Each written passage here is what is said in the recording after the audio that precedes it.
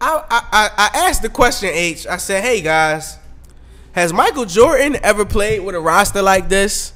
And I was getting a lot of mixed reviews, quite honestly. I was getting a lot of mixed reviews from followers, NBA players. Shout out my man Lou. He was telling me to stop hating on LeBron and whatnot. I asked the question, has Mike ever played with a team like this? And folks were screaming out, yeah, he's played on better teams and X, Y, and Z. Steve Kerr is better than Derrick Rose and all type of jibber jabber. Yeah, you see the face you had to make. All type of craziness, you know what I'm saying? Right. So then folks were saying to me that they were like, "Oh, stop. This has been done before." And I'm saying, when has this been done before? ESPN was threw out a stat where this team will have 2 MVPs, 2 finals MVPs, 2 scoring champions, and a rebound champion. But let's not forget, they'll have 2 Rookie of the Years in Derrick Rose and LeBron James, a 6th Man of the Year in J.R. Smith, a 3-point assassin in Kyle Korver. It's among stars, man. I called it.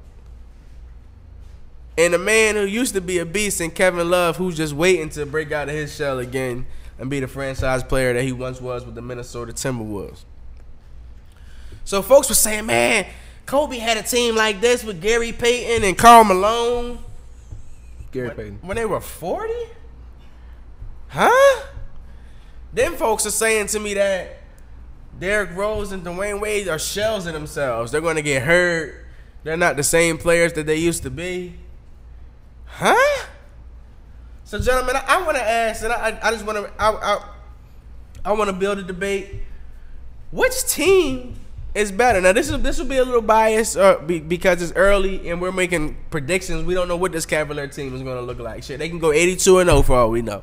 We don't know how good this team will be, how great this team will be, how quickly they will gel. So these are just all our predictions. I do believe that the Cavs are going to win over 65 games. Personally, I believe they're damn sure going to win over 65 games.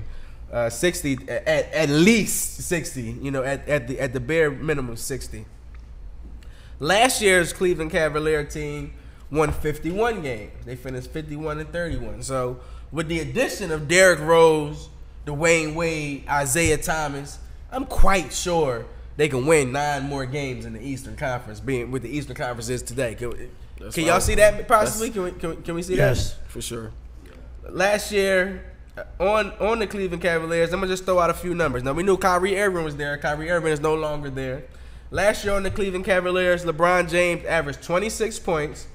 The second leading scorer on that team was Kyrie Irving with 25 points.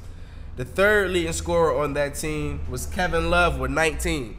So you nearly had 3 20-point players on that team last year. We're going to compare this Cleveland Cavalier team to the 95-96 Chicago Bulls. One of the teams that people are saying this is the best team that Jordan ever played on. 72-10, X, Y, and Z. So we're going to bring up the 95-96 Chicago Bulls. And then we're going to take it to Kobe Bryant's 2003-2004 Los Angeles Lakers with a Karl Malone who was past his prime and a Gary Payton. These were players who were truly past their prime, not the egg shit people are trying to give me about Dwayne Wade being past his prime. Stop. Stop it. Yo, in this picture you got here, though, I'm bugging because Karl Malone had 32. So what in that year, what did Shaq wear? 33? 34. Shaq was 34 with the Lakers? With the Lakers. Oh shit. 32 with the Magic. Oh, Magic. Oh, okay. So let's see. Them seasoned folks not gonna like this argument. They don't like these stats you about to throw out. So first, I'm gonna throw out Jordan. We're gonna throw Jordan out there. We're gonna throw Jordan out there, good people. Okay, so I'm gonna let you guys know once again, right? We're gonna throw some averages. So last year, I'm gonna write these down just so people know. I'm gonna give you the averages. Matter of fact, I cheated y'all because I didn't give you Dwayne Wade's average last year. My damn pen don't want to work for me. Dwayne Wade averaged 18 points last year. Derrick Rose averaged 16 points last year. So we had 26 from LeBron. Thank you, good sir. You're a great man. Shout out to our man H. Y'all don't see him on the camera, but he behind the scene blessing me with writing utensils. LeBron averaged 26 last year. Kyrie, who was no longer with the team, so we're not even going to put Kyrie out there. Kyrie's no longer with the team. LeBron averaged 26. Isaiah 30. Wade 18. Rose 16. Love 19.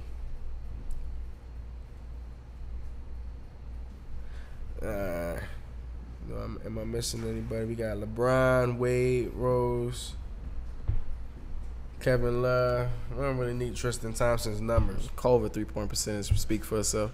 So LeBron with 26, Isaiah with 30. These are their averages last year. Dwayne Wade 18, Rose 16, Kevin Love 19. Okay?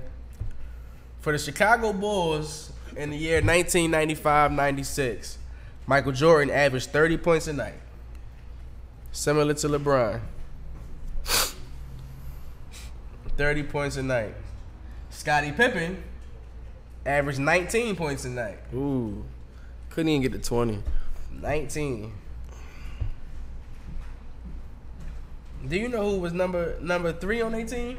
Depending on what year. Steve Kerr. What do you get? Steve Kerr. Steve Kerr averaged 8 points. The great Steve Kerr. The great Steve Kerr averaged 8 points. Man. 8 hard points. What Horace Grant do? Well, first, Tony Kukoc was the third leading scorer. He was okay. Kukoc, and that was just 13. That was 13 He points. ain't scratching the surface. So, y'all wanted to argue me down about these roster lineups. LeBron averaged 26. Isaiah Thomas averaged 30. Dwayne Wade 18. Derrick Rose 16. Kevin Love 19. 95-96. Jordan 30. Pippen 19. Kukoc 13. Kerr 8. Let's go to the 2003-2004 Los Angeles Lakers. We have the great Kobe Bryant. Now this team right here, I will say it's a lot more similar to the Cavs lineup with how these folks are throwing these numbers out here. Kobe averaged 24. Shaq averaged 21. Gary Payton averaged 14. And Karl Malone averaged 13. So they're very similar numbers, with 24 being the highest though in Kobe. Shaq, they had 2 20-point scorers, Kobe and Shaq. But then Malone was just 13 as their leading scorer. The third leading scorer on the current Cleveland Cavaliers team is 16 with Rose. And then the fourth scorer on that LA Laker team was 13 and Karl Malone. The third scorer on the Cavs was Wade with 18. The fourth scorer on the Cavs was Rose with 16. So in every scoring category, as it's broken down, the Cavs average a whole lot more than these other great teams. So talk to me, man. What are your thoughts on this Cavs roster, and how does it line up all time with some of the greats? So, I mean, you're going to offend a lot of folks. I mean, with basketball, how much has changed, what's the teams, how they're built. You made a huge point when you start talking about painting the picture for everybody, like the level of competition. The East Coast right now, they done made it so easy for LeBron. I mean, Paul George is in the West, Carmelo's in the West, Jimmy Butler's out there with the Timberwolves.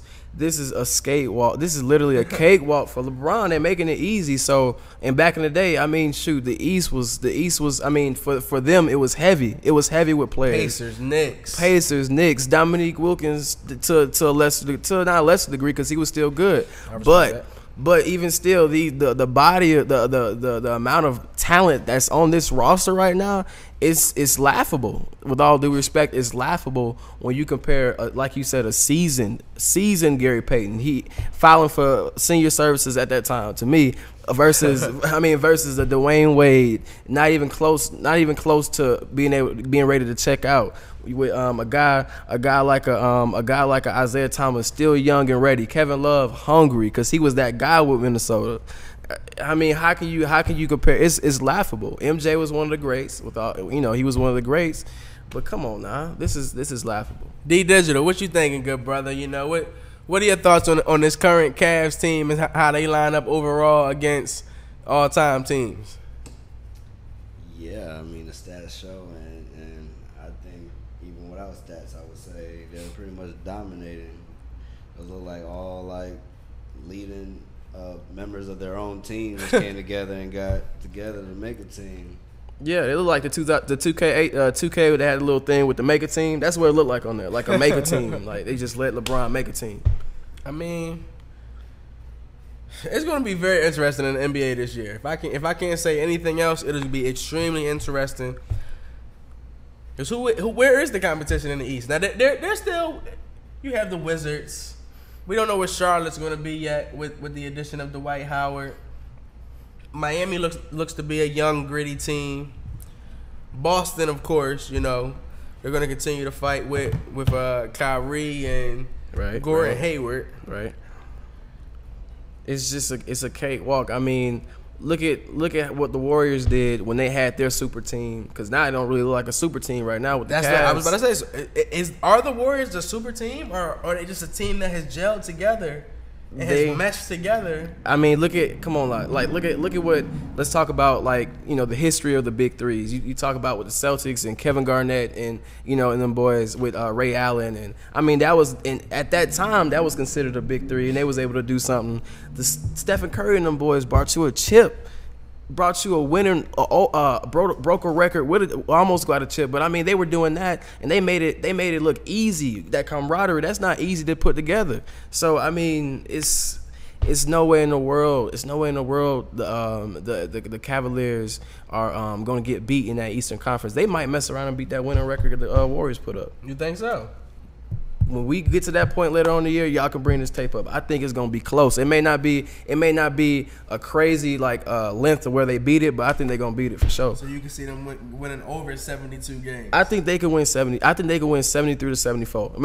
74. I put a number on it. 74. I mean, look. So what is that? 74-6. 74. Yeah, 74-6. Or is it 82 games? 82. So it'd be 74 and 74 and 8. Or because it's 74 plus 8 is 82. Yeah, 74 and 8. 74 and 8. Yeah. Maybe 74 and But 8. I mean, like you said, I mean, where's the competition? The Raptors, Kyle Lowry, he folds under pressure in the playoffs. Throwing them in the mix. You know what I'm saying? The Wizards, like you said, I mean, but they don't have nothing to put them over the top when it come crunch time. Hey, Rainy Ray, what up, Rainy Ray? How you doing today, good sir? Rainy Ray done stepped into the building. Shout out to Rainy Ray. I know you loving that crit, huh, good sir? Now, H stepped out for a quick second. I wanted to get his opinion. We're going to get him and to chime in a few what he thinks about the Cavs. In the world of baseball, though, have you been keeping up and following what's going on with Giancarlo Stanton of the Miami Marlins and this epic run that he's on last night? 2 home runs. They now have 59 home runs. It's rare. If he hits shit, it's beyond rare. If he hits one more home run, he'll have 60, and that's something that's only been done 3 times in this century. So, what are your thoughts? I want to ask you on baseball. We have this player, young guy. He's in a prime market in Miami. He's out about to make history in the world of MLB, but we don't hear a whole lot about it. It's not a lot of chatter being made about what he is doing. Has baseball lost its edge? I think it has for these reasons. You have to include the other sports and what's publicized or made the other sports, like, you know, what it is, and make it more prevalent, because baseball is not that prevalent anymore like it used to be. When you start talking about what's going on even now, it's more social. The athletes make more of an attempt to make things, to get the society more involved.